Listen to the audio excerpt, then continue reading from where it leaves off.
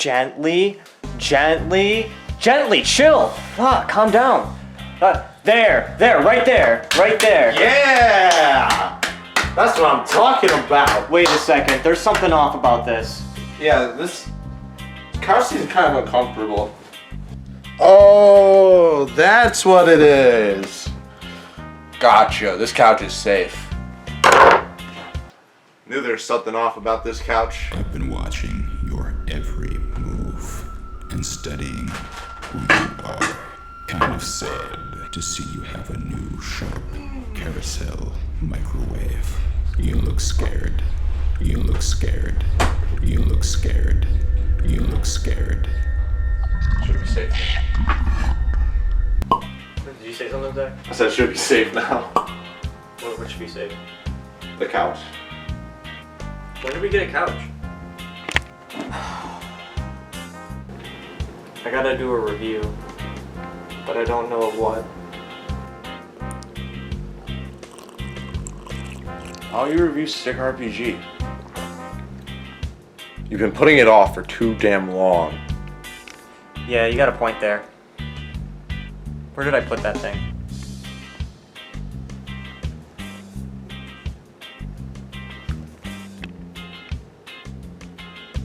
Here it is.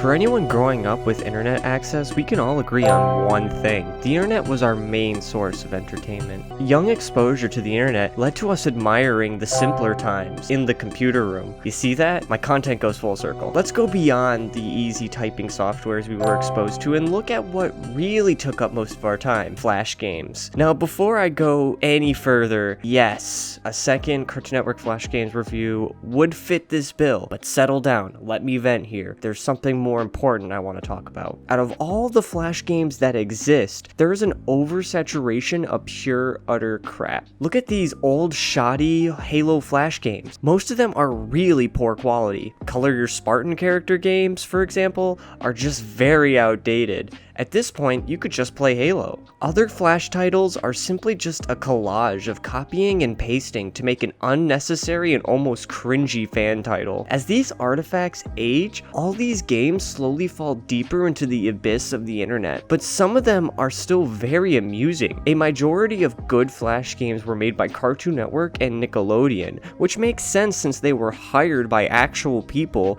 to create a level of internet entertainment for the young kids. And while these are fine and dandy, there is one Flash game that took me over by storm. This was started by not a company, but a laborious individual. I'm using the dictionary. This was a game I followed for years all throughout the late 2000s. Digging through large quantities of Flash games has made me crave this title. To me, this was a series that pioneered Flash games as we know it. Today, I will be reviewing StickRPG. There is quite an untold story that needs to be addressed in regards to the Flash game developer XGen Studios and their rise to popularity. According to their website, XGen Studios was established in 2001 by a very young dude named Sky Bowes. Sky was very passionate in creating Flash games. This passion sparked XGen Studios' first wave of titles. This first wave consisted of 3 individual games: Fishy, which is a simple game in which you play as a fish and eat other fish. We've all played this before. Defend Your Castle, a tower defense with addictive elements into the mix,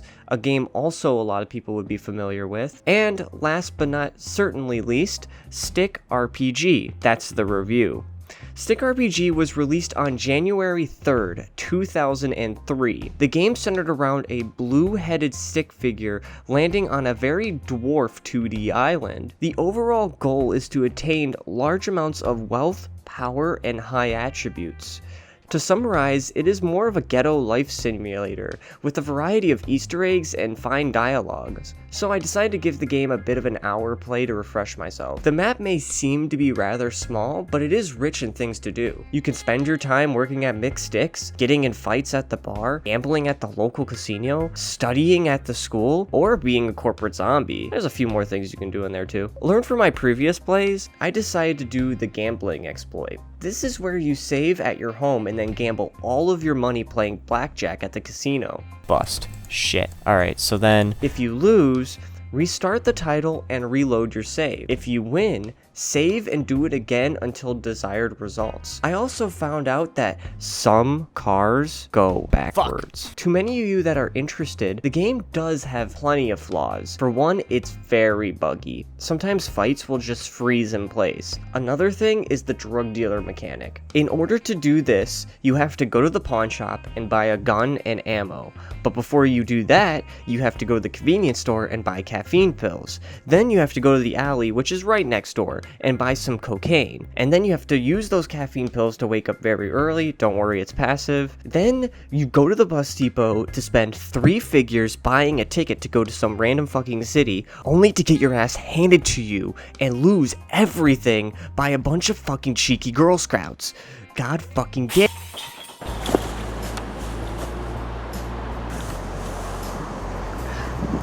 Where am I? Not again.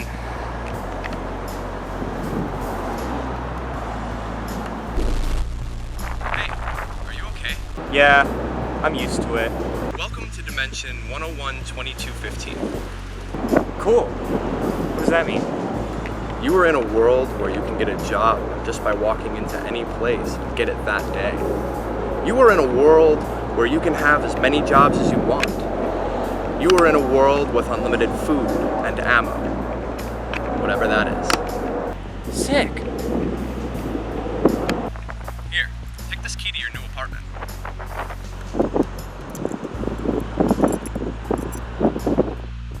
What a nice place. Good luck to you! Cool. What a nice little area. Whatever this is gonna lead me. StickRPG has a difficulty setting that is basically a time constraint. You can play 15, 40, or 100 days, but have no fear. You can also play for unlimited days as well. The ending is mostly absent. There is no real true ending, but there is a way to acquire everything and become a dictator. I didn't do this personally because this takes fucking forever, but credit to this dude for going the extra mile. Gold star, mate. In order to achieve this, you have to do the following. To obtain the castle as your home, buy all the furniture, obtain 999 on all stats, gain the maximum or minimum of karma, and earn an additional $1 million. But before I forget, there were other versions of the title that were released in the future. On March 28th, 2005, they upgraded the game by adding a bit more polishing and leisure activities. This was known as the Complete Edition. There is also an Enhanced Edition of the game that adds even more content. The Enhanced Edition came with a bundle that is no longer available for purchase. Therefore, this version is considered rare. Overall, StickRPG is a little trinket I love to play when I'm looking for a quick nostalgia trip. To many people who just see the simplicity of this title, I must remind you that only one person made this, and his drive would soon pay off. After only 1 month of being online, the game reached over 1 million plays, an unheard number in 2003. Since the release of the complete version, the game accomplished over 8 million views on the XGen website. Now that I'm done with that, I have to find a job. Hey, Hello, Gil Race. Are you here to apply for IT? hey, can I get a job here? Well, that, my friend, all depends. What's your intelligence skill? 3. It's a hard no for me, boss. Sorry. But I have 35 charm.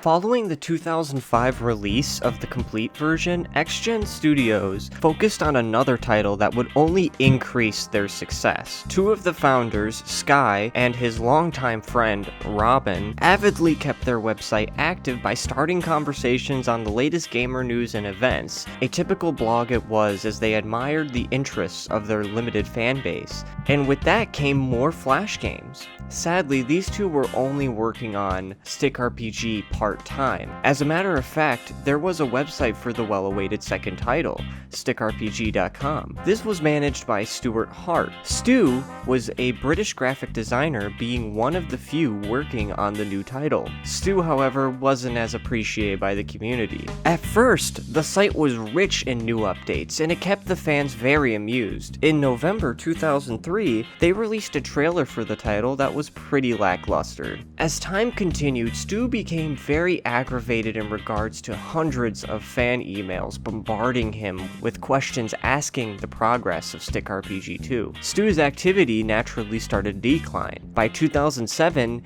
he abandoned the website almost completely after saying the title was 60 to 70% done, but has been on hold for quite some time. Concurrently, Sky and Robin dished out another successful title on their resumes, Skit Arena. Sprouting from their website in 2005, Skit Arena was a top-down multiplayer flash game that was first of its kind, and by the end of that year, Skit Arena had over 60,000 registered users. This occupied a lot of the developer's time, as Skit Arena required a lot of maintenance and support to keep it stable. The second StickRPG title was just still on the back burner during this period. XGen Studios, over the course of 6 years, went through dozens of changes as the company expanded their staff. Massive popularity was being raked in with the success of Box Set Bounty Hunter and Skit Arena Dimensions. They even had Defend Your Castle air on an episode of Adult Swim's show Tom Goes to the Mayor. After Stuart Hart's confession, all that was left was a corpse of an unfinished project, but that would soon change.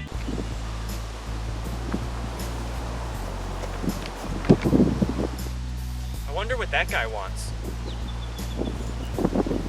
Hey man, can I get some cigarettes? Can I get some cigs? I left my ID at home. I don't see a convenience store around. Can you just give me the fucking cigarettes? I'll reward you. Luckily for you, I robbed the entire Walmart and stole this.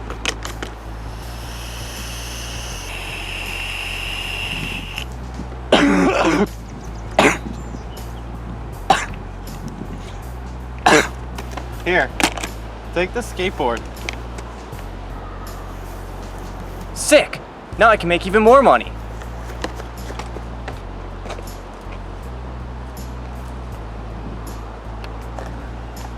How do I equip this? Press B! Finally, in 2010, we would see some results. XGen Studios made the announcement that StickRPG was coming closer to existence. On March 31st, 2010, under the channel Stick Louver 455, a video demonstrated StickRPG 2. The demo looked very promising, but wasn't seen by the majority. On April 1st, the old website of Stuart Hart was shut down for the day. Following an April Fool's hoot, the site was completely changed into a more modern overview. The site bestowed an ID with the name Oliver presented on it. Surrounding this ID was a chain of different blank black boxes. Each box would reveal an occupation that you could play in the sequel. Being only 13 in 2010, I habitually checked their site to see the updates. The hype was real, and I was ecstatic. In November of 2010, the moment finally arrived. Robin announced the game was near completion with an additional expansion pack on the way. This expansion would be forever known as the Director's Cut, which I own and play. On April 19th, 2011, the game was released on the developer's website. In contrast of the original, the story is supposed to be a lot more rich and in-depth. StickRPG 2 starts in a 2.5 dimension metropolis known as Paper Thin City. This city consisted of 4 distinct islands that floated in the atmosphere of nothing. The first island is where you spawn. It is considered a low-class island indicated by the presence of gangs, graffiti markings, a devious gambling hall, and a porn adult media store. Gonna get around Content ID with that one. Here you can start your career and meet Tutorial Ted. This island is full of employment opportunities. The Starbucks and the pizzeria are both solid starting locations. The second island is a bit smaller than the rest. This island has a school, apartments, and a very shitty bar. Here you can start your studies and raising that intelligent bar you have. While you're at it, hit up Sky's bar and pick up a drink after a long day. you deserve it. The third island is a bit more engrossing. You got a McSticks, the club, Walmart, a hospital, the bank, and of course, a big-ass casino. The fourth island is for the director's cut, but I have it, so here you go, guys. The fourth island was intended to be a lot more late game-ish. This area had a Stick Institute of Technology, which is a great place to boost your intelligence. There's also a hardware store, a big-ass gym, town hall, a piano bar, and the castle, which you can obtain and live in. As for the rest of the map, you guys should find out on your own. I'm not gonna spoil everything for you. Rumors say, though, that an additional island is in construction. This island would be located on the second island where the school is, where you can see a construction worker blocking off the path. Maybe this is a new area that is still in progress. But come on, guys. It's 2019. Let's be real here. Great! I just found a cure for cancer! If I didn't make this clear for you guys, I really don't want to spoil this game. I would prefer you guys to try it and savor the years of production that went into this title. But in order for me to make this review feel complete, I have to tell you some information on the gameplay. So this does involve some spoilers being spoiled, but not a whole lot. The 4 main stats in this game include intelligence, charm, strength, and karma. When starting a new character, you have a choice of picking your character's numbers. In addition, you can choose from 6 different abilities that benefit your Oliver. Rooted from the first game, jobs require a certain level of stat in order to be acquired, the exception being jobs that require work experience, such as McSticks or the Starbucks. With that being said though, there are a lot of jobs in this game. Jobs are scattered all across Paper Thin City. Once meeting the qualifications, each shift takes up a small chunk of time that varies by job. Time doesn't affect your character as much as you would think though. He may look fatigued, but his performance stays the same. Each shift takes up roughly 2 hours and offers you a randomized report of how you performed. For example, I'm going to show you the McSticks pay scale. The highest job at this location is McManager, which pays at about $35 per shift, compared to Pickle Popper that only gives you 5. Every job has a jackpot that is achieved only rarely. This job's jackpot is a masked gunman busted through the front door and slipped on the floor you just mopped. Good thing you forget to put down the caution wet floor sign. You are awarded a bonus for your bravery. $2,500! Holy fuck! With the gamble comes the negatives. Some jobs have a chance to backfire. This includes a drop in stats to time in jail. Some jobs require either positive or negative karma to achieve. Being a drug dealer, for example, requires negative karma, compared to being a police officer that requires positive karma. Seems pretty easy to me. If you're looking to 100% this title, check out the bake shop on the 4th island. There are cakes that can modify your karma by large quantities. Tasty. I wonder what this guy wants. Fuck you. Oh shit, now we're fighting.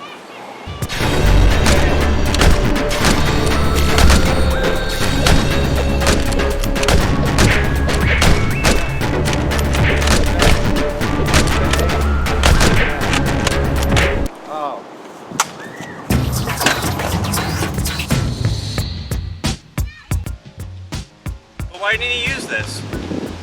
The game adopted a combat system from Ballstick Arena, which is a bit copied and paste. I mean, it's fine because XGen Studios owns both titles, but I wanted at least something new. You can challenge random people on the street to a duel that have a little icon above them. Some may even bring their friends. You can go a step above this by eventually facing the best at the old abandoned warehouse, mobster towers, etc, etc. There is a plethora of destruction tools to choose from. All weapons follow a 3-tier rarity system that indicates the quality of the weapon. Let me show you the process of one of the items in the game, the sledgehammer. The sledgehammer takes a few tasks to achieve. The first tier is the weathered sledgehammer. In order to get this, you have to stop at Walmart and pick up some toilet paper. Then skate over to Sky's bar and head over into the bathroom. You'll see a man in the stall who's lacking toilet paper. Give him the fucking toilet paper. And boom! He gives you a nice, I'm not necessarily fancy, but a pretty good sledgehammer. It takes like 3 to 4 hits for a kill, so it does kinda suck. But the second and third tier is obtained by heading to the laundromat. Here you'll see a man named Recon Bob You Later, hanging out and asking for a sledgehammer. He said it would be mighty fine. So, now you have to obtain Einsteinium. Einsteinium can be achieved by going over to the club and going into the bathroom. You'll see Einstein's brother, and with a little bit of intelligence, he'll give it to you. Grab the Einsteinium from Einstein's brother and drive all the way back to the laundromat. Then he will give you a new shiny sledgehammer, which is better, but still not as good as some of the other items in the game. That same man can even make your hammer even better by handing him Unobtainium. Unobtainium you can get for $450,000 by the contraband salesman, which is located outside of Sky's bar at night. The super sledgehammer then becomes yours. Like all third tier weapons in the game, the super sledgehammer is a one-hit kill. Let me give you another tip. If you're looking for a starting weapon, you can check out the Steelhawk and buy a baseball bat for $235. At first, it does seem like a lot. The game snowballs wealth much like the real world. Head over to the Dimension Bank and make a deposit, and no, you don't need a pin. As mentioned before, the game lets you choose an ability that applies to your character. The wisest one is Wall Street Wizard, which gives you a major boost in interest at the bank. If you have the director's cut, you can use a few cheats that fast forward time. It's cool though, no one will know.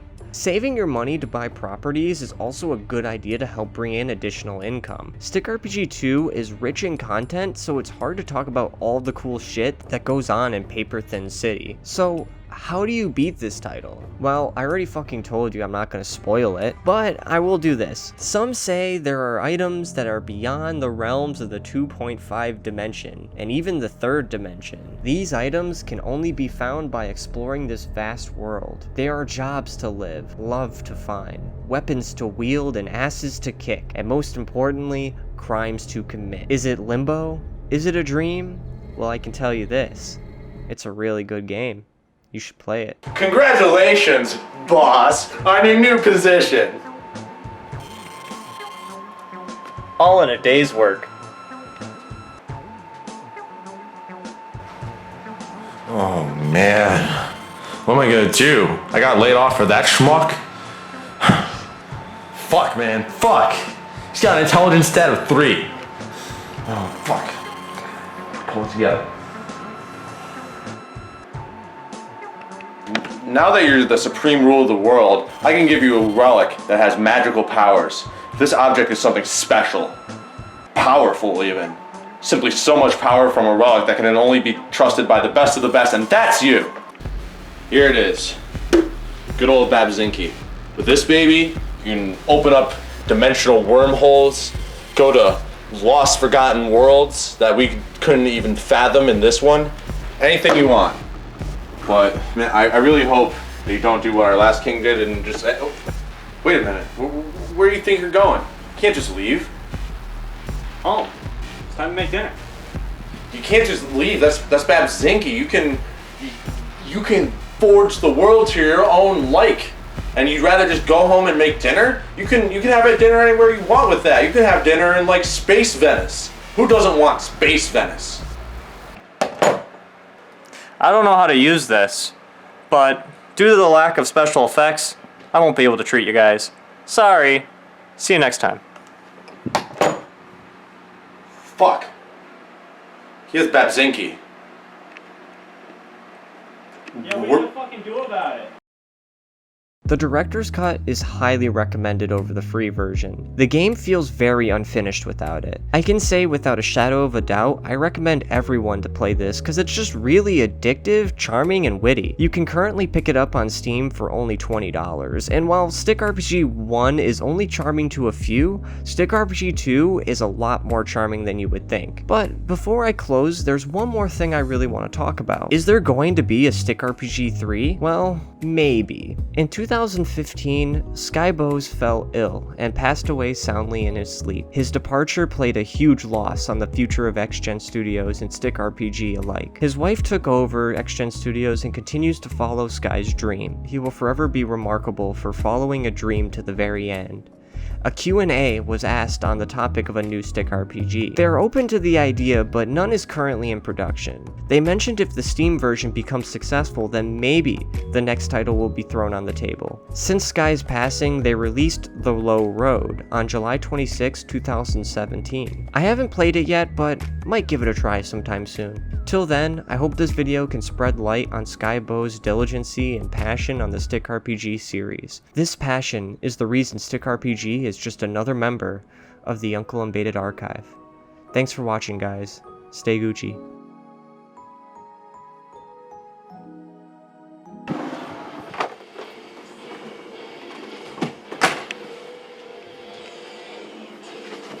Hey Zach, Yes. I heard that you have good little recommendations. Oh yeah. I think y'all are ready for it. You can handle it. Listen to Grief. Listen to their album Come to Grief. Listen to the unreleased album thinger that they have. Listen to all of it.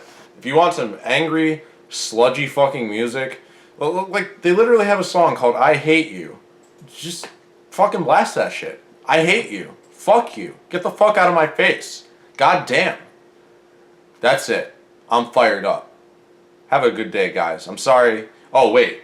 Actually, I wasn't here last time. So I'll give you a second one. Because y'all are special. You need to listen to the Dillinger Escape Plan and always bump 43% burnt. If you do not bump the song 43% burnt, you're a fucking